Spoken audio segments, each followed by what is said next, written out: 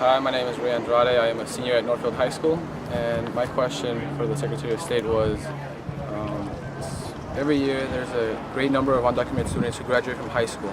Many of them do not pursue higher education or become involved in the state's issues. This pool of students could potentially become voters and increase the involvement of Latinos in Minnesota. My question is, even if the DREAM Act does not pass at a federal level, would Minnesota pass its own individual version of the DREAM Act?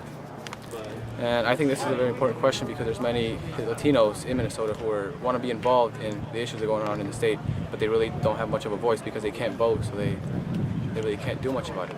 And I think it's really important that we try to get more people involved, especially the Latino community, since it's lacking involvement right now in Minnesota. What I know is that change can come in the rules about elections.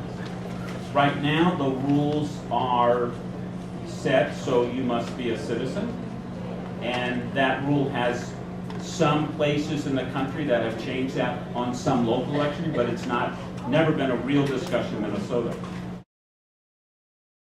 I'm Jhosie Martinez. I'm a junior at the Northfield High School, and my question to the Secretary of State was, what can be made for many students, Latino and Hispanic students, who are involved in the community and who would like to vote because they'd like to have their voices heard.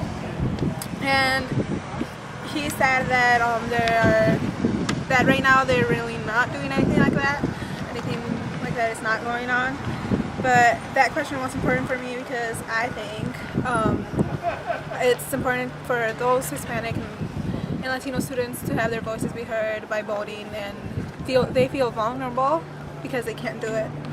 One of the things that I know is that a lot of young people, especially Latino young people, have also seen how the educational benefits and the occupational benefits in our nation's military service is not only a path to education, but also a path to citizenship.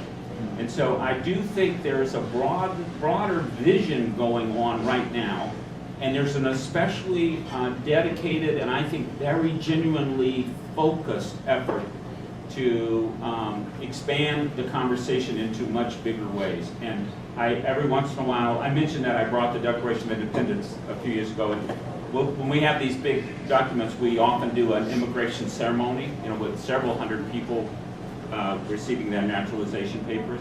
And in those audiences are often dozens of young men and women in uniform who get their citizenship and then get on a plane and go to defend us, to help others, to be part of the global planet. And so I know we can do more and we can do better, and we need to figure out how to do that. So thank you for those questions.